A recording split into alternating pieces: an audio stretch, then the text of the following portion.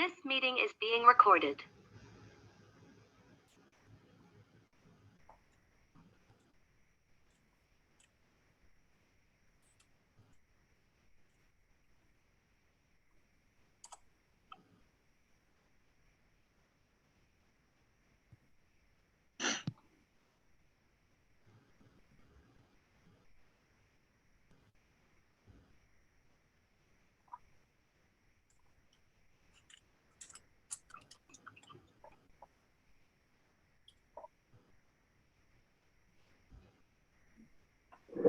Hey, good morning. If you're just joining, please put your name and site in the chat box.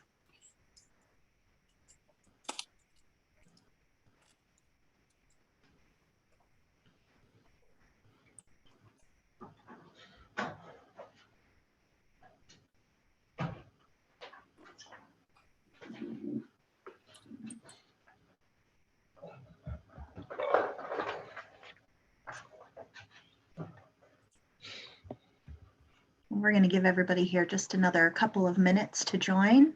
I'm going to stop my video just for a second to prepare a couple of things for the meeting, and I'll be right back. If you're just joining, please put your name and location in the chat box.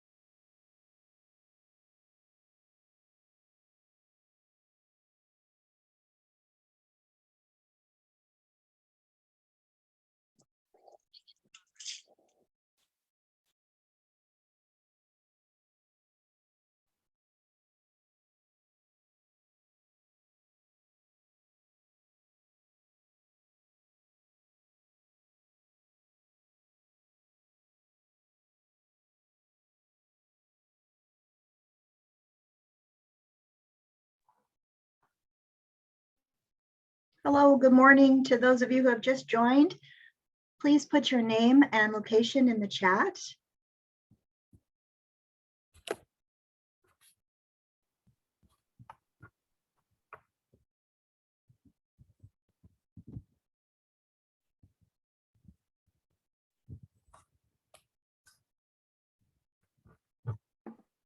All right, and it's 10:01. Good morning, Vic. Morning. Hi, I think we are prepared to start. We're already recording. It looks like we've got a pretty full house. So I'm going to go ahead and share the agenda.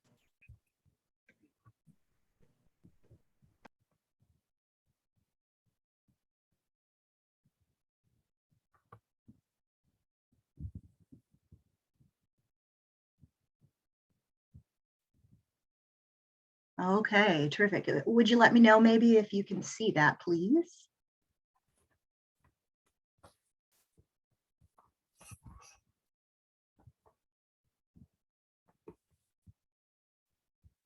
Can I get a thumbs up or a verbal confirmation that we can see the agenda? Okay, thanks, John. Appreciate it. Wonderful. All right, well, thanks for joining us this morning on a Friday. Glad to see everybody here. We've got a full agenda to work through this morning, and we'll start. Please, if you have not already, put your name and location in the chat. That is how we track attendance for these meetings. Otherwise, we're going to move straight into what we've got planned for today. So I know we don't have all of our committee chairs on the call this morning, and that's all right. But for those of you that are here, hoping that we can spend just a minute or two kind of sharing what has been happening on those committees. Any updates for the full group, and if anyone in the meeting has questions about a specific committee, this would be a great time to talk about that as well. So do we have any chairs on the call right now that would like to start just giving a brief update?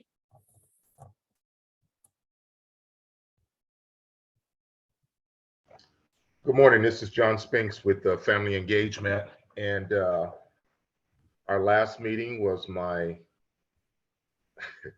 first meeting back for the third time as chair. You're doing a great job. I think one of the things that we really focused on in our last family engagement meeting was really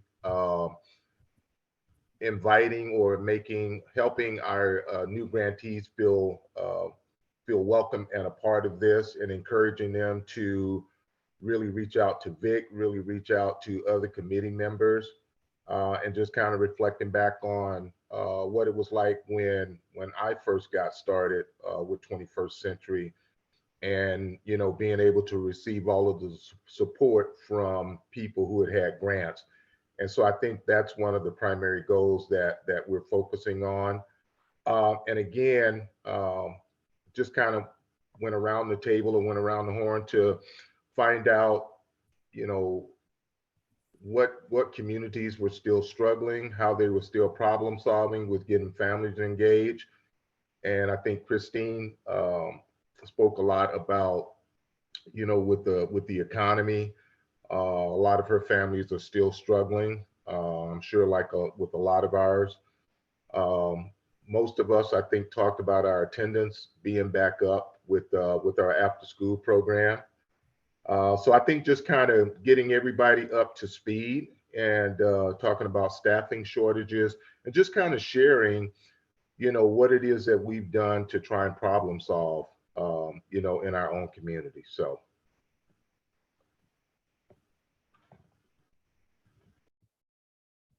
Terrific. Thank you, John. I appreciate that.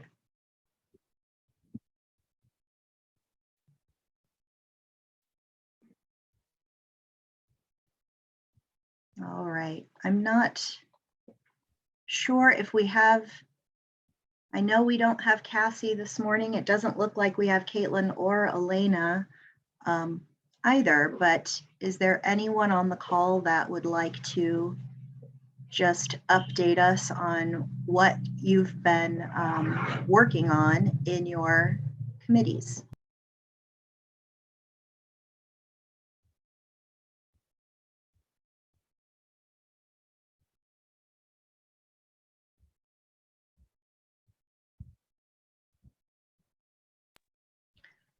Okay, just want to remind everyone on the call that committee involvement is mandatory for the grant. In this new school year, you must have at least one person involved in a committee per cohort from your site. We are right now going to be recruiting for a new chair for the Communications, Sustainability, and Partnership Committee as well. This is a great opportunity for a new grantee to be involved in a leadership role. It's a learning experience. You are not required to be an expert on anything at all. It's a great way, to really get in there and learn about the work that committee does, and help the rest of the directors and staff in 21st Century. So if there's anything anyone can share, hi Fiona, thank you for letting us know that Cassie wanted you to sit in for her. And as far as professional development updates go, you know, we did have the impact committee or the impact conference in September. It went well. The PD committee spent some time going over the survey results of that that we received from participants. They were overall very positive. The one thing that we heard consistently was people would prefer to be back at a hotel in the future, which is just fine. The PD committee will most likely make that change moving forward. But if there's anything now anyone would like to share about the impact conference, we'd be happy to take your comments now.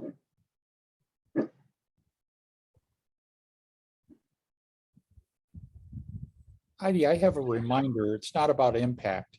Mhm. Thinking about our committees, I'd like to remind everyone that the evaluation committee has constructed a really good teacher survey. And for the second window, you're going to use that teacher survey. So Heidi, can you send that out to everyone to make sure that everyone gets a copy of that survey? Yes, I'll make sure that's Wonderful. in the summary for today. You bet.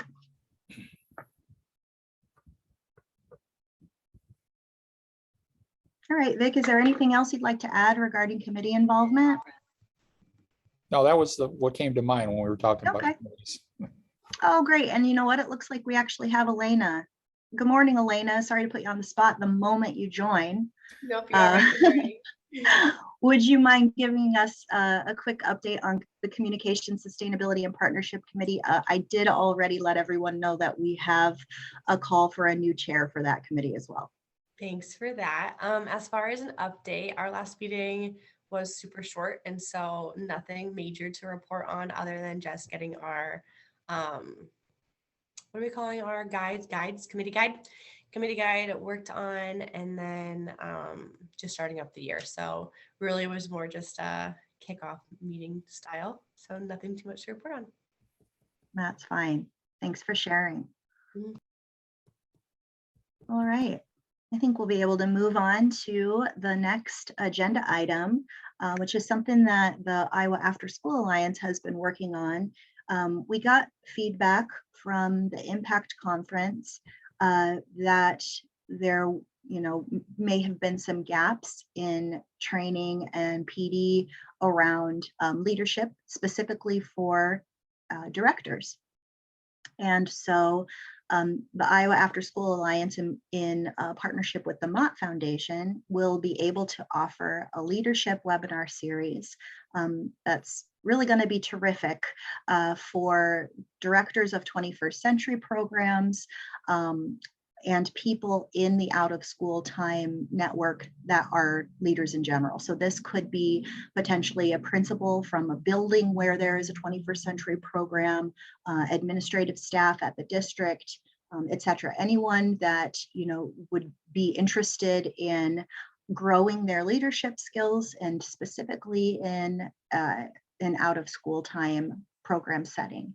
I also feel that this would be a wonderful opportunity for committee chairs, especially new committee chairs, or people that are thinking about taking over that role in an effort really to build those skills and learn new ways to engage folks, especially in this virtual platform where I know that many of us are, I think the term is zoomed out. There are, I think, some specific tips and tricks that I'm really looking forward to learning and that I think will be good for anybody that hosts these types of meetings. The focus, of course, will be on directors, but it will be open to anyone. Staff can participate as well, especially if there's someone, on your team that you're really trying to grow and maybe potentially moving up within your organization. It will be open to the out of school time network in general. It's not specifically for 21st century programming, although I would imagine the large majority of participants will be from this group or 21st century grantees. The focus will be on leadership and growth, and it's free. It's a free opportunity for anyone to participate in. Yeah, I think I touched on the fact that it will be an excellent opportunity for up and coming leaders and committee chairs and co-chairs. So that is a webinar series that will be beginning at the first of the year. And people will need to register for that. We're looking at a potential 5 or 6 part series over the course of, probably 6 months. So that cohort who participates in that will be together throughout it. Any questions on that, or comments, or feedback on specific areas or categories that you would like to see included, that either for yourself or for whomever you're thinking about asking to attend? This is the time to talk about it so we can make sure that we get it included.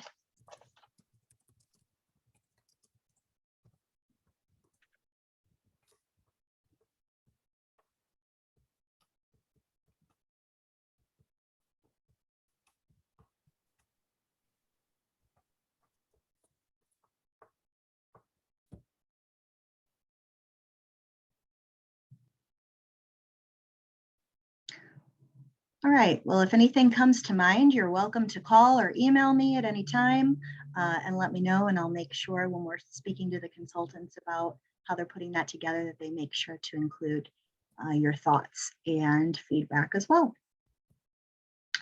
All right, Vic, I'm going to hand it over to you. The next thing on our agenda is site visits. Thank you, Heidi. Well, what I did different this time is I sent out the site visit list to everyone on my mailing list, because I wanted you to see that my focus is going to be those programs with new directors. And some of you may have a grant in cohorts 13 and 14, but you're not on my list. That's because you don't need a site visit. I have enough information that you are doing a good job, and there's only one of me, so I've got to handle the priority areas because we've got to get these new folks up and running, and you guys have been doing a great job. I will get back with you guys at a later date. So I just wanted you to be aware. So far, I've only gotten back a response from 2 people, and I'm letting you guys set the time for when the visit occurs, whether it be, before Christmas or, after. And then next, I'm not doing any comprehensive visits this school year. That's just too much. I'm doing the first visit for everyone. And then next school year, we'll pick up some of those comprehensive visits. Okay, does that make sense to everyone? We're slowly getting back to normal. And does anyone have any questions so far about site visits?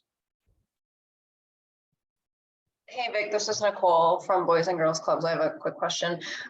Since some of those visits might occur like next spring, do you still want them to get scheduled now, or what are your thoughts? Well, it behooves you to schedule as far in advance as possible to get in my calendar. Sure. You'd hate to say, okay, we want you to come, April 3rd. And I respond, somebody already got that date. Sorry. Sure. It's always first come, first serve with these visits. Yeah, totally. I'm just thinking the program schedule won't be set for the spring yet for at least a little bit. And that will be useful for us in helping to set that visit. Okay. So we'll let you know when we can. Thank you. All right. And yeah, and you've got an OSTCP visit as well. And yep. That I haven't written the monitoring protocol for that, but I can tell you this. It's going to have some of the elements that we have for secondary in 21st century. I'm going to copy some of those over. The GEPRA measures, you guys are already familiar. We've got like 5 or 6 GEPRA measures. So I'll be checking on those for updates. And then also we're going to want to see a student advisory group like we do with 21st century for, middle school and high school folks. Okay. That's helpful. Thank you. You're welcome. And I'll try and keep it as short as possible because I'm not a big fan of paperwork, especially we just got done with a federal site visit and it was a lot of extra paperwork. Yeah. Okay, that sounds good. Thanks, Vic. Mhm.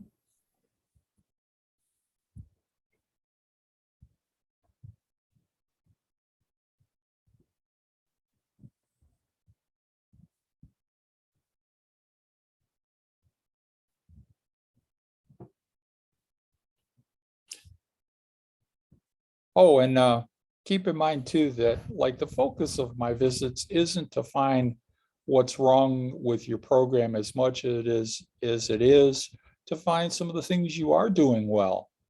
And I kind of picked that up from my background working with alternative education students. It would be really easy to find all kinds of things that they weren't doing right. But it's more of a challenge to find something that they are doing well and compliment them on it and build on their successes. And then pretty soon those bad things, you'd say, oh, by the way, you really shouldn't be doing that. And they'd say, oh, okay. And that for me has been a good approach.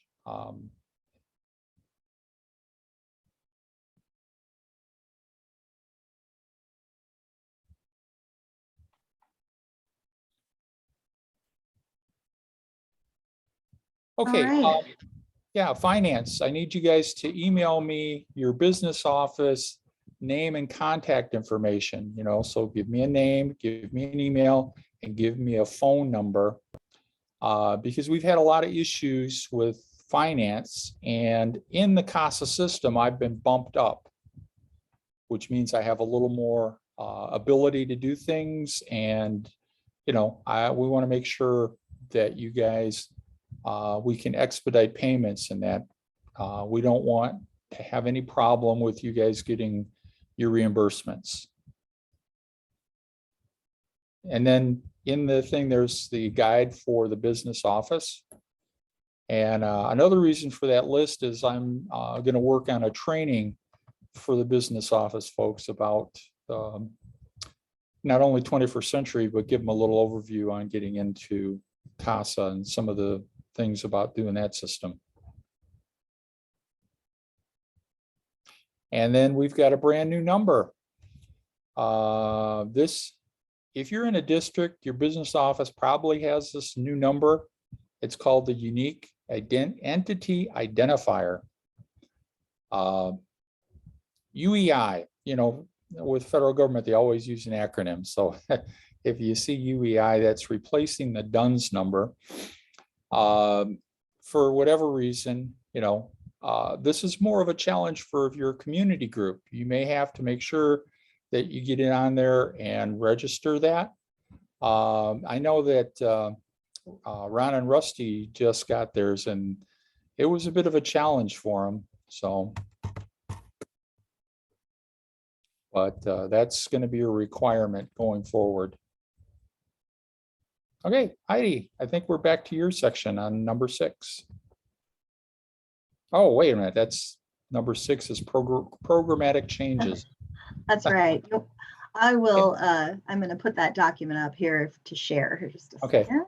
Well, and that's really important to do a refresh on that, because let's say you get, a new director or a new finance person, you should always, actually you're required by the federal statute to update me on that. And I know sometimes it's hard, but it can have a lot of implications. For example, you get a new person and they're not set up in the CASA system, and then pretty soon the money, you're not getting your reimbursement, and you don't know why.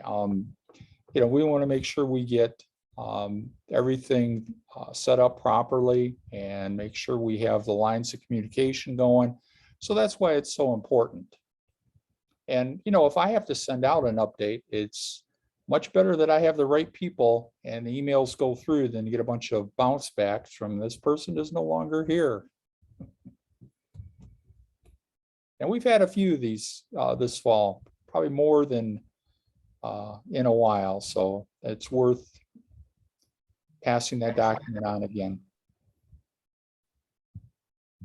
Okay, now it's Heidi.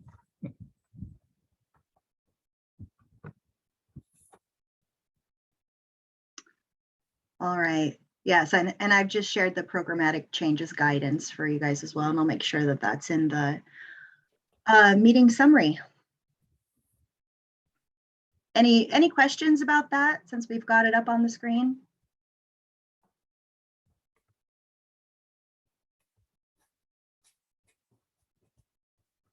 Okay. Yeah, well, it says key person, so you don't have to send me an update for every person you hire. You know, your business office, your program director, those are the key persons. So even if you have a building coordinator, you don't need to update me on that. They're not considered key. However, you might want to update the alliance if they're on a committee and, you know, they leave and you want to put somebody else on that committee.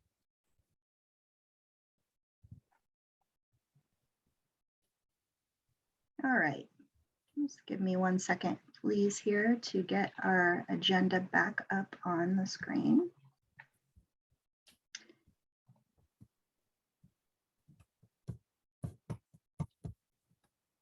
Okay. One thing that I wanted to share with the group, please, is a survey that's being conducted in Iowa. It's called the Power of Us Workforce Survey. There'll be more information about it that I can share with all of you, but if you wouldn't mind, please sharing that link amongst your team. We'd really like to gather information on the out of school time workforce in Iowa. And like I said, I will be able to share more information in that summary update, but I wanted to make sure that you had the link up front, and I'll put it in some subsequent emails as well so that you can share with everyone in your network. And I had one more thing on the agenda here, but it seems like it's flown away, but I'm just going to mention we have gathered from you, and thank you very much, your professional development templates, as well as your community partner lists for your sites. I did notice, however, that some of those community partner lists came in with just a couple of partners on them. And Vic, I was wondering if you could share again the requirement for partnerships for 21st century programs. Well, to submit an application, we require that you have a minimum of 5, and you can have more than that. But that's, you know, never been an issue because we also have that statewide list with about 500 community partners on that. And you can certainly pick from those, like IPTV. They'll come out and train you for free if you partner with them. They've got a complete after-school curriculum. Did I answer that correctly? Yeah, I think so. I just wanted to make sure that, you know, to jog the memories of those grantees that might be struggling a little bit with partnerships. I know it's bringing, you know, people back after the pandemic. And I wanted to remind folks that the Iowa After School Alliance is here to help you. If you know you are struggling with partnerships or not quite sure where to go to partner with statewide folks, please reach out. We're happy to share that list with you. We're happy to connect you directly with partners in the state that might be available to help support you in your program. Like Vic said, there are a couple of freebies, not freebies, but there are a couple of partnerships that are an easy win. A community college in your area, Iowa Public Television, local libraries, etc. So if you are a district, or if you're someone that turned in a community partner list with, just maybe 2 or 3 partners on it, feel free to reach out to me, or I will also reach out to you just to see what kind of support I can offer to help bolster the partnerships for your program. Yep, and you can certainly email or call me if you have questions about partnerships as well. And that's one of the things that, I'm trying to increase our partnerships, because big picture, that's the best way to ensure sustainability of your program. I've been through a couple of times when they just wanted to completely eliminate us. We've had some funding cuts, but having those partnerships, can be absolutely vital to keeping your program going over the long haul. Great. And we did have a question in the chat. Linda, thank you for that. Wondering if we can re-share the site visit list, since we have some admin changes for some of the schools. Sure. And we can absolutely do that.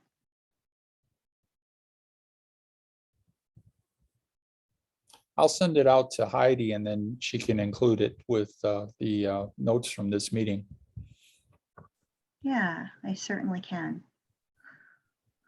All right, well, we are towards the end of our agenda, Vic, with quite a bit of time left. I'm wondering if programs would be able to just share quickly something that's happening in their program this fall. It's always nice to hear what other people are doing. I know as a coordinator myself, it was always pleasant to hear ideas from other sites. Or if you had a Lights On After School event in your district, I would love to hear about that too, so I can showcase that on our social media. If you have pictures from that, I would love for you to send them to me. And thirdly, if you have questions for the group or questions for Vic and I, this is a good time for that as well. So I'm just going to open it up for sharing or questions. And, if there's anybody that wants to go first, great. Or we can go around the group. John, I see you've got your hand up. Yeah, just good morning to those who recently joined, but I just want to kind of share some exciting things for us here. So last year, bouncing back from COVID a little bit, we were able to work with Musco Lighting and Pro Iowa Soccer to install a soccer pitch here on our campus. And so last week or week before, they came over, and we had probably about 150 kids, and they came with soccer balls. They came with water bottles, again, to just kind of do an introduction to the kids about who they are. And they talked a little bit about the new stadium that's going to go in south of downtown.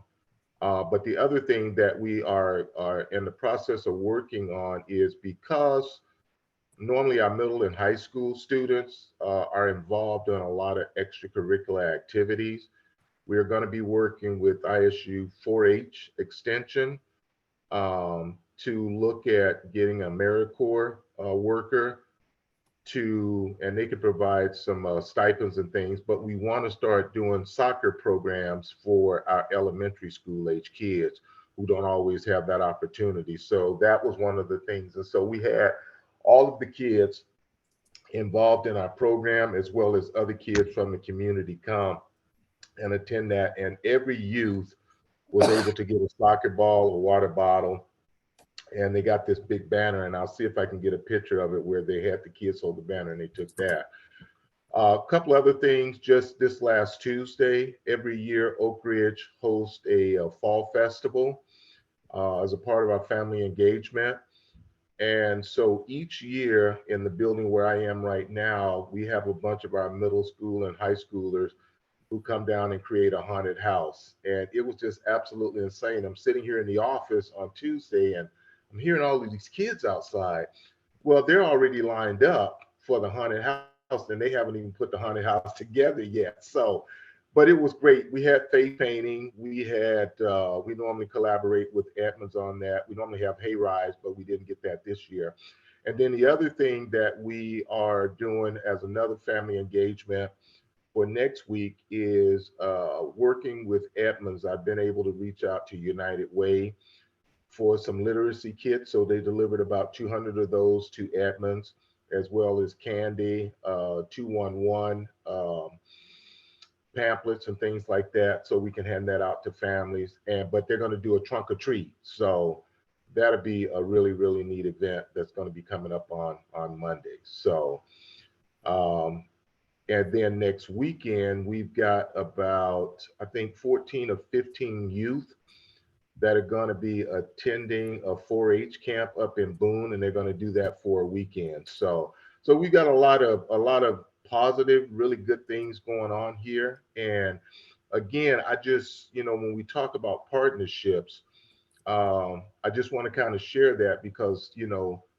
those are always great opportunities, to get people, get them involved. And, when it comes to AmeriCorps, sometimes you don't have to pay for things, but trying to find partners who have the resources to help you expand your program with little or no cost to you. And so those are a lot of things that we focus on. So, but we are really, really excited and happy about the Pro Iowa, the soccer pitch, and the kids use that thing like nobody's business. And so since it was built last year, we are putting that in our local evaluation as one of the things that we wanted to really highlight. So that's going to be one of our highlights in our local evaluation. So that's all I've got. John, can I ask a question about your soccer? Yeah. Are you using 4-H's Soccer for Success curriculum, or are you doing your own thing? No, so that's a good question because we wanted to try and do that. We have a 4-H person that we work with all year long, all year round. And she did bring someone who was in charge of the soccer program. And so we got that, but our calendar was already full for the summer, but we are going to use that program. We're going to use that curriculum. Right now, it's just a matter of trying to find that person. And we want to try and get that person. We're trying to find us a high schooler who's got some spare time or a college student that could use that stipend. But we want to try and do some like camps during the wintertime because we have a gym and then we have like some mobile soccer nets that we can put inside the gym and just do some clinics. So, but yes, we are going to use that. And I think that's a great opportunity. Yeah, we've used it this fall at all of our elementary sites, and the kids have really, really enjoyed it. It's a fun curriculum, and it gets that social emotional component too. So the kids are, they're like, my day was this full, or, and you're like, yay. So super cool. And I think the other thing that I like about it, the way she explained it, because you can make some modifications, as you go forward. So. Yeah. Yep. Fun. Thank you for sharing that, John. That sounds really exciting. I know you guys do great things at Oak Ridge for the kids. I always appreciate hearing about it. Beth shared in our chat, if you didn't have a chance to see, that although their grant just ended and she's working on reporting, there is some great news that the school is still running the programming and doing a fantastic job of doing fun things for the kids after school. The program has been sustained for this year. That's a super successful win. Beth, thank you so much for sharing that. I don't know if you can turn your microphone on and maybe give us a little more detail. Maybe you can't, and that's why you put it in the chat, but I hope that if people have questions about sustainability and how it worked for you, maybe that they could reach out. Sure. I just put it in there quick because we're basically done with our grant, but the school has seen a need for it. I think we've had an after school program for quite a few years. I've been at it over 11 years, and I know it's been going on when I was teaching for probably at least 10 years before that. Not always the after school 21st century grant. Before that, we had safe schools and different other federal grants, you know, that were going with that. But this year, you know, Barb Winters, Kelly has retired, and then I kind of took over and finished things out. So that was basically why. And actually our 10 years is up for the 21st century grant, so we haven't renewed. And I'm getting to retirement. Oh, I'm past retirement age. But anyway, yeah, the school just saw a need after this many years of it, and the elementary had started that about 3 years ago, and the middle school has now continued it. The thing is without as much funding, where they're not doing quite as many things, but they're still doing stuff and having kids available to do stuff. So the school and the community definitely saw a need and kicked in and worked with it. So if you work with your school and your community, I think that's a good asset to getting sustainability.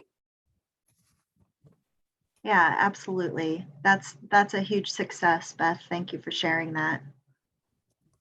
All right, who else has program updates or questions?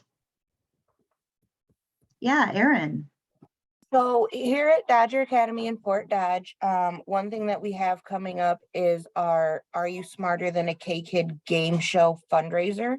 So we work with our local Fort Dodge Noon Kiwanis group to reach out to community partners, donors, personal connections to help raise money for our scholarship fund, so we can reach more families that wouldn't necessarily be able to afford our program. So that's coming up on November 15th. So now we're really winding down and gearing up for that.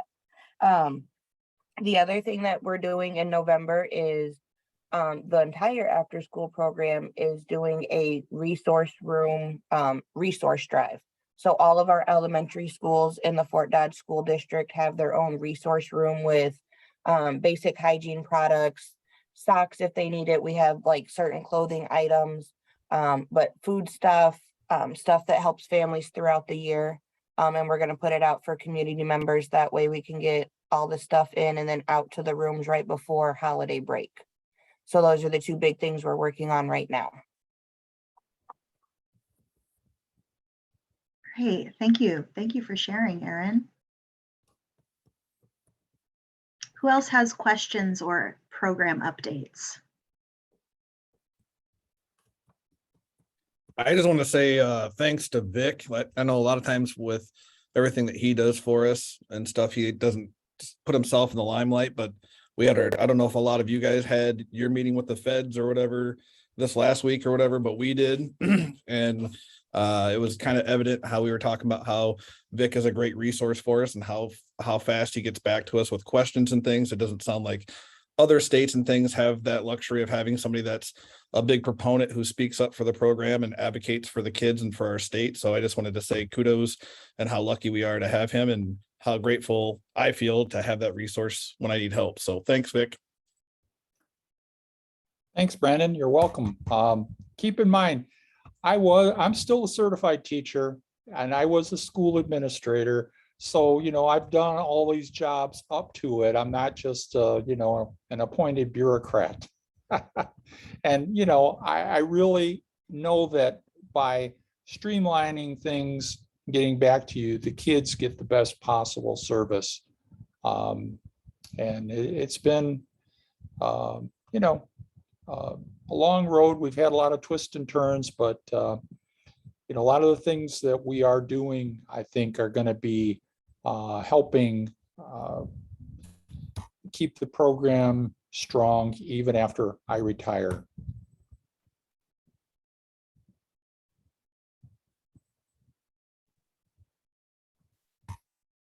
Thanks, Brandon.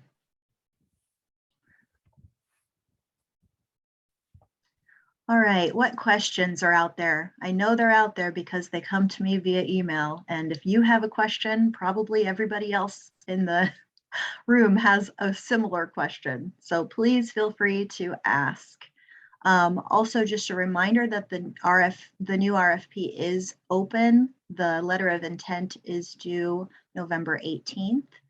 for a new 21st Century grant. If you have questions about that, if you're having any trouble finding any of that information, it's all on the 21st Century website, but you can always email me too, and I can email you back directly, or we can jump on the phone about it. Any questions about the new grant award, or any questions in general about even the local evaluation that's coming due this fall? I'd like everybody possible to apply, because I've got more money now than we just got our GAN this week, second GAN. And that's just a notice from the federal government that more money is available. It's almost another 300,000 for Iowa.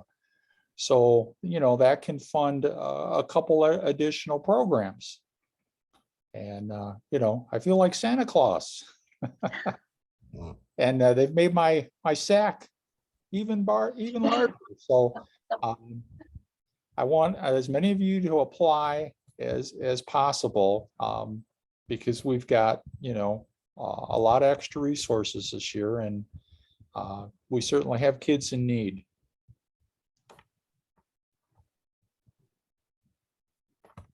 Hey, Vic and Heidi, I do have a question. It's not very specific. I had something flagged that I had to do in CASA. It was like due today or this month.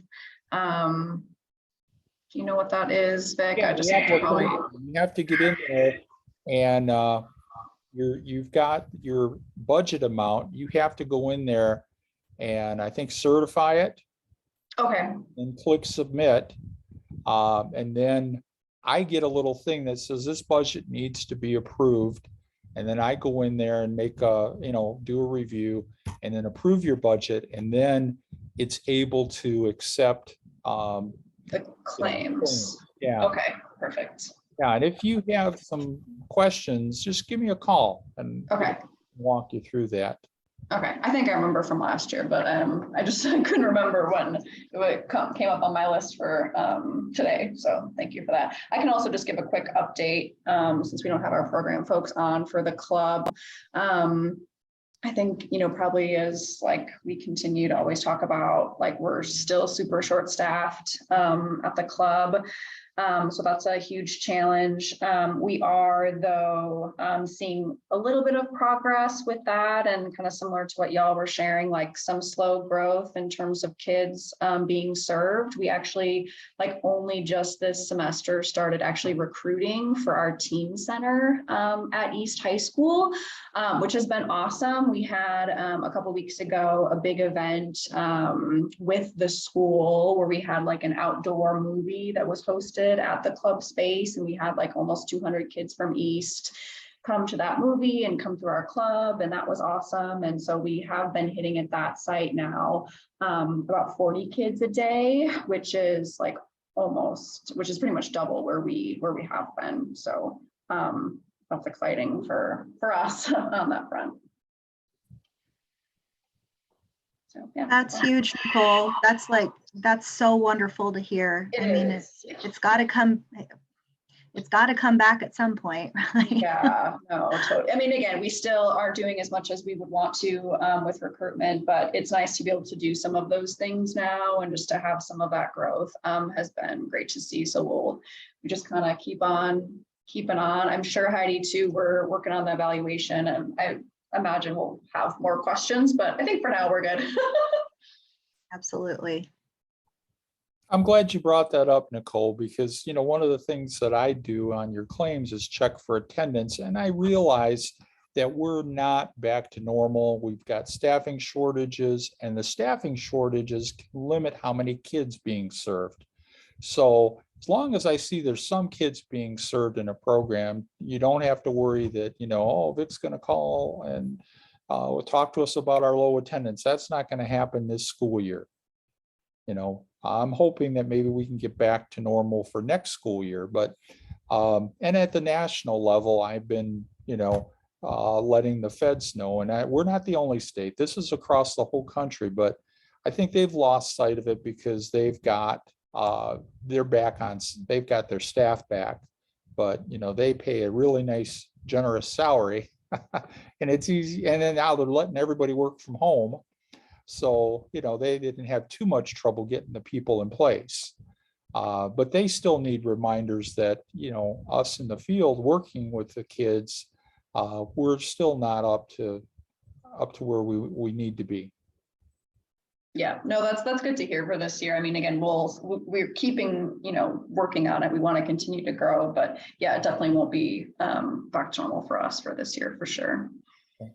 Well, and also too, to remind everyone, if you have some special circumstances, always communicate that to me, because, I can give you extensions and we can work together to, try to alleviate these problems.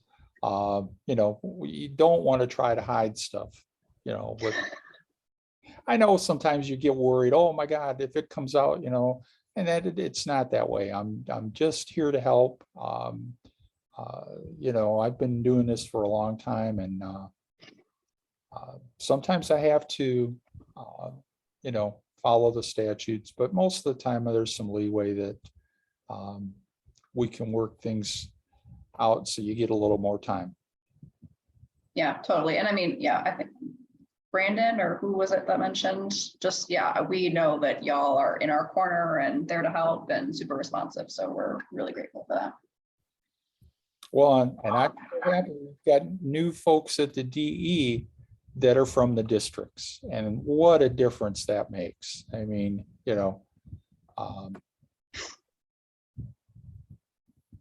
absolutely. Sounds good. I think too, one factor we have at our sites is staffing is still an issue, but also behaviors of students is definitely different from pre-pandemic. There was obviously a lot of trauma and stuff that happened.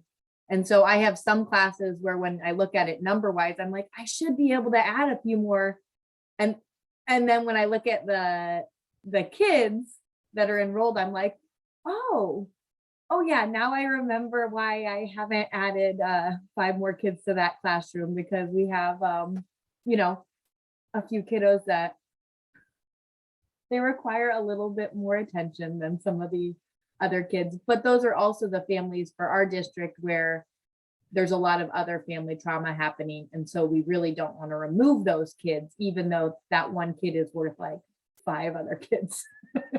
So it's a balancing act. I know we're really struggling with, because we do have kids who want to get into program, and we're struggling to meet that need in a safe way, staffing wise and kid wise and all of that. So I don't know if that's just Burlington or across the state, but.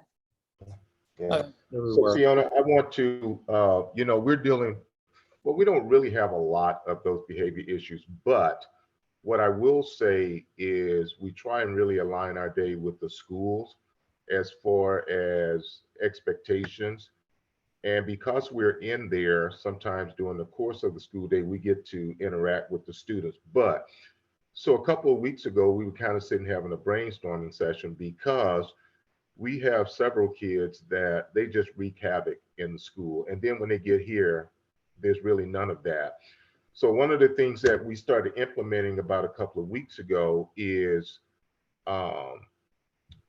identifying students of the day, students of the week. And so I went out and did some shopping last week, and I had the kids, or I didn't have, but the teachers and the associates in the classroom here with us put together a list of things that kids would like as far as treats. It could be some mini toys, it could be Oreo cookies, Taki was the big one.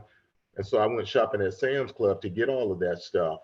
And then also we put up in our classrooms star boards where students come in, and each and every day, based on how they're doing in school and then transitioning over to our after school program, they can earn a star.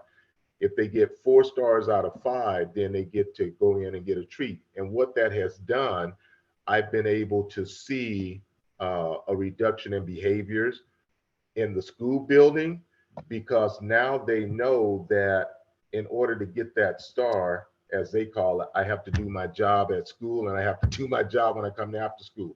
So, if people are struggling with that, that might be something worth trying out.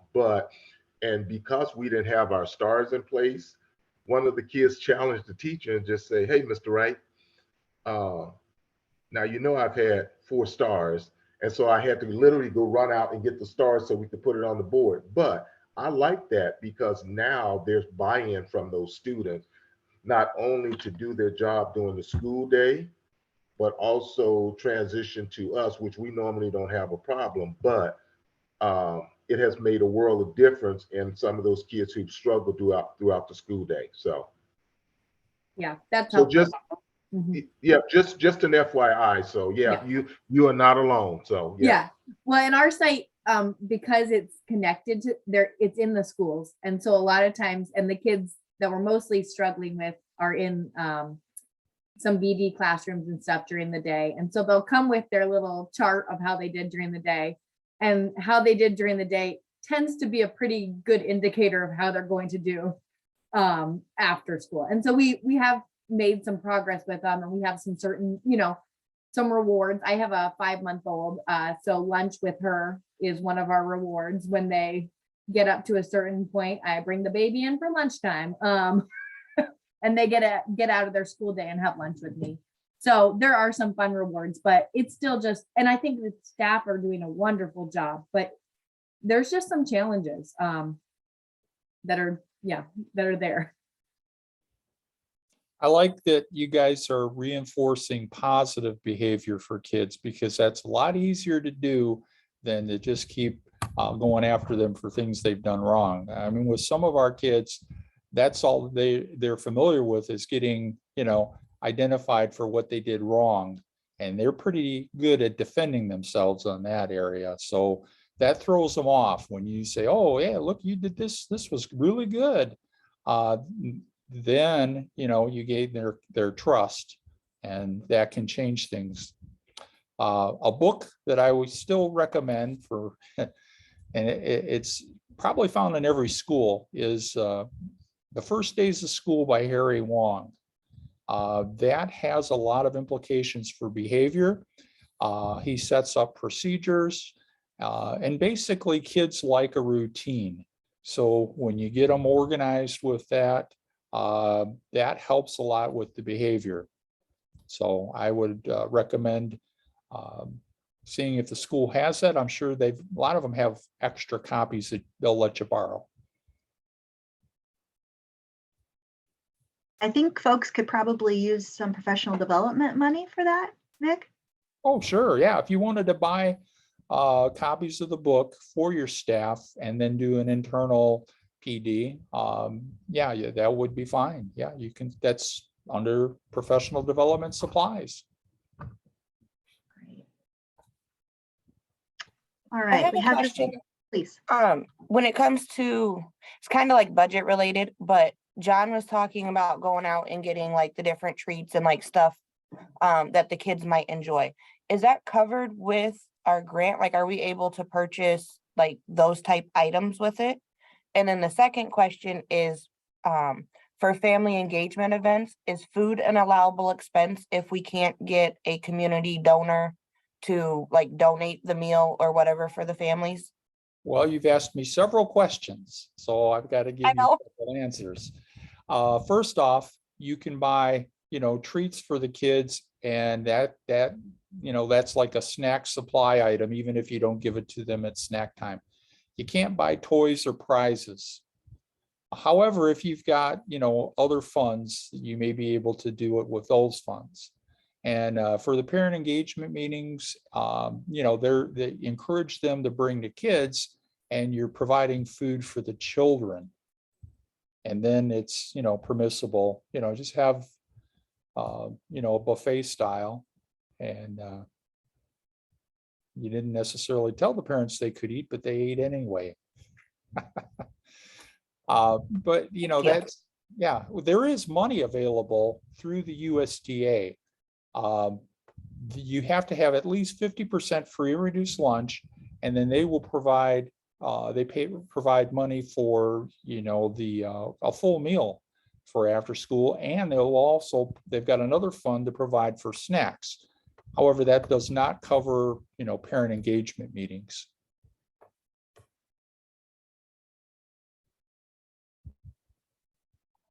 Thank you. I didn't know about the one for the USDA one for providing the meal, so I'll definitely look into that. I appreciate it.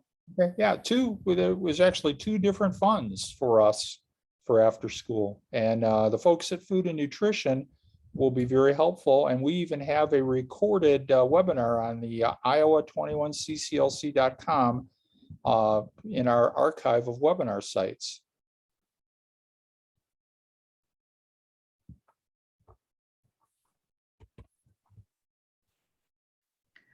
All right, we have just a couple of minutes left. Any other pressing questions?